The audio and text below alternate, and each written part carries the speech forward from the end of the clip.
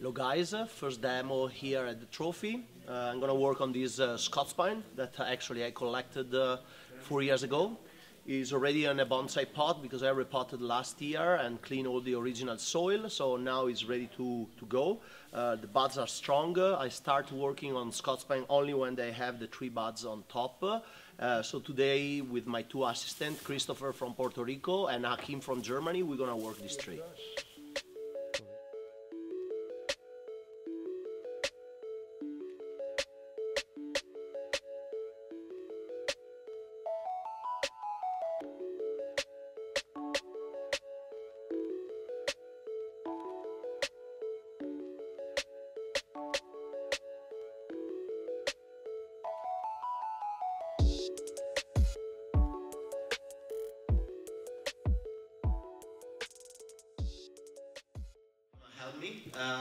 I collected this tree 4 years ago in France.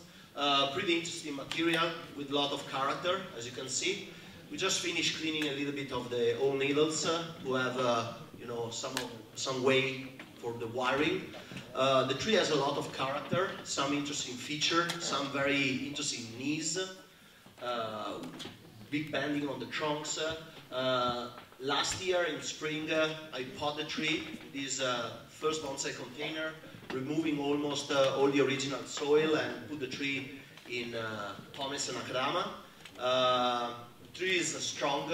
On my Yamadori, I always wait 2, 3, 4 years until they start showing a lot of strength in the buds. So as you can see here, we have 3 buds. That's the sign that the tree is ready. So it's ready to be styled and, you know, set the first bones for the future bonsai. I was always debating myself about the front of the tree. Originally I was looking at the tree from this side. The base is a little bit weak, but have this interesting central part of the tree with a nice twisty gene, this top gene. This part of the branch is a little bit boring, but I have eventually these branches that I can use to cover this section. And the other interesting part is this side here, where I have actually the 2 twists in front. I just need to lift up a little bit the tree. I kept this branch kind of a safety branch, eventually for the style I will use if I need it. Eventually my plan is to compact the tree as much as I can. So when I was looking at the third front, that actually is this angle here, where I can see all the 2 twists, I was thinking to lift the tree up and eventually create a cascading branch with that section and reuse this long branch to rebuild kind of a top. But basically, the front I like the most is actually also the most simple one, that is this part, where I can have a nice strong base that is very important for a pine. Nice movement, very good dynamism, and good branches coming from the back. I always like on these longy, twisty branches to come from the back and kind of frame the trunk. For me, the trunk is the main subject of the composition, of the bonsai composition.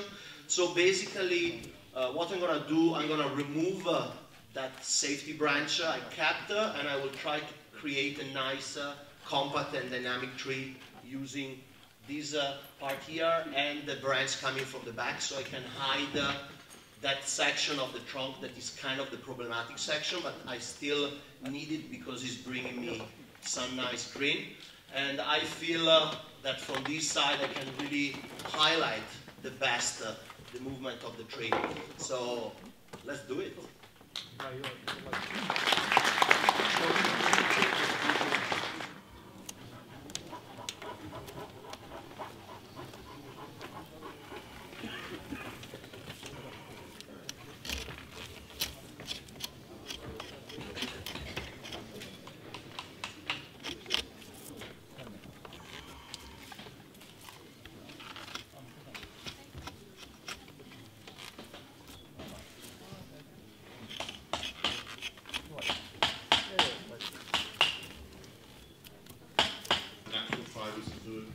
Of the wood grow, and what happens with they die and start to decompose is important. And so now we've got the big hollow section up in here as well, adding character. Any questions? No? Okay.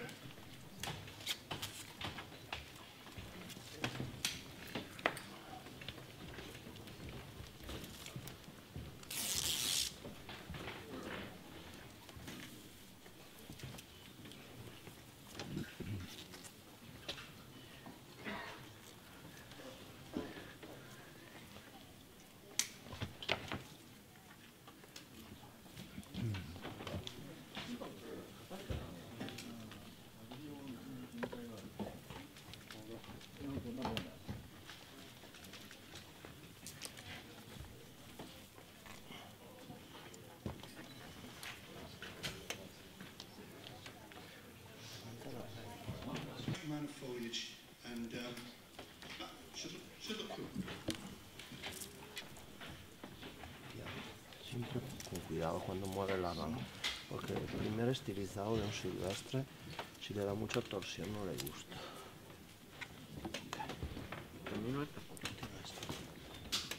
Perfect. I put the big wire and then you can start the secondary. Okay? Okay. A second.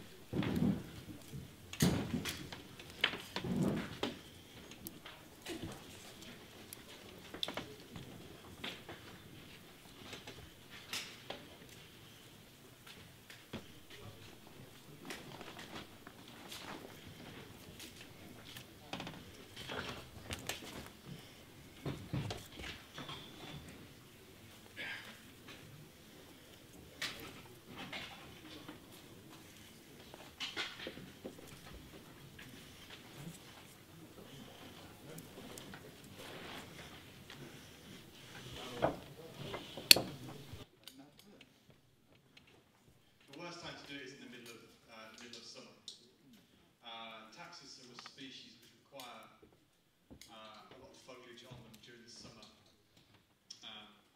particularly fresh new foliage, in order to keep themselves cool and to reduce the temperature of the tree.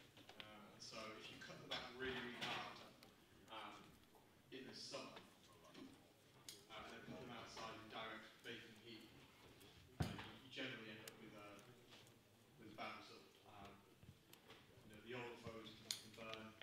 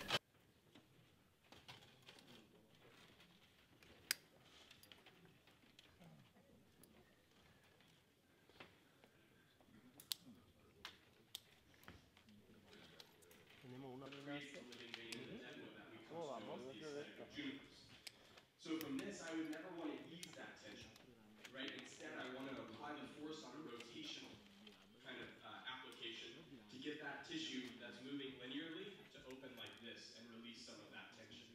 And that's what we were doing when we were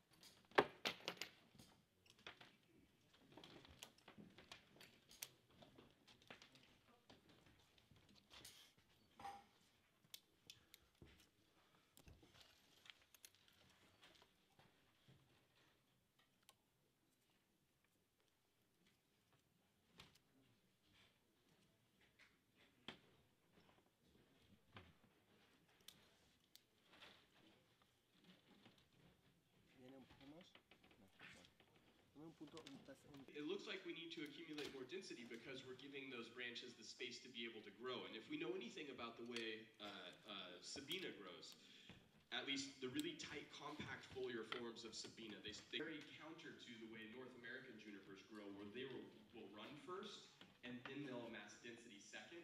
This is very close in terms of growth habit to the way a Shinpaku works in terms of Sabinas, where it amasses that density first and then it runs. So by spreading out that density and giving it space, this tree is going to recover very, very quickly. It's going to be able to continue moving forward without skipping a beat, and I'm going to even out that distribution of energy across those branches by redefining those paths and controlling that design aspect. And when we think design, whenever you're thinking design in terms of bonsai, you have to be thinking function and aesthetics. Okay, and the functional aspect of design is, does this photosynthetic system have the ability to generate the sugars and starches that not just sustain the life of the tree, but allow it to continue to expand? Because every plant has to be moving forward, or else it's moving backwards, right? You have to be growing or you're dying as a plant. So we can't think about this as trying to hold it here. We can't think about it as we're not going to do anything after doing all of this severe work, and that's going to be better for the tree. It actually would be worse for the tree. Now, if our wiring technique is off, if it's too rough, it's too aggressive on these finer branches, that's where we see a tree suffer. But that's why we work so hard technically to be able to accumulate the skills to do this kind of structural work where we know the big heavy work and the adjustments have established the bones of the tree, and then we work on those finer techniques to be able to deliver that wire, organize that, create that photosynthetically functional system, and have the plant thrive. So that's what we're working on now.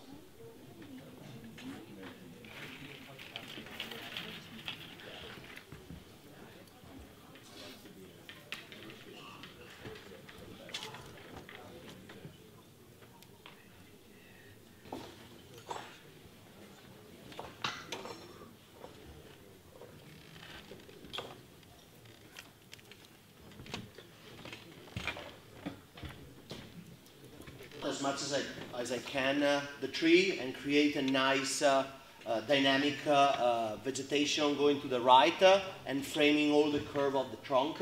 I try to hide this section that is kind of a little bit the ugliest one on the tree because it's not following much the line of the trunk, but there is a nice twist here.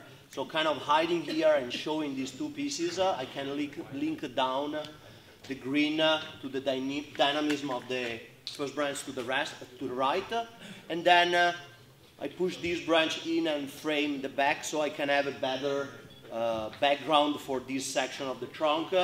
I think that the tree look powerful, and this was what I wanted for this first style. There will be a little bit of pushing back in the future. I left a lot of the strong end to get the tree to not lose too much strength from the tree, and then in 1 or 2 years I can compact a little bit more and do eventually some more definition of the lines, but for now was not important. Now was most of all a structural work to define really the way that this tree has to go for the future. I'll visualize these trees kind of in a square pot, a little bit taller, to really follow this line to the right. And see you tomorrow.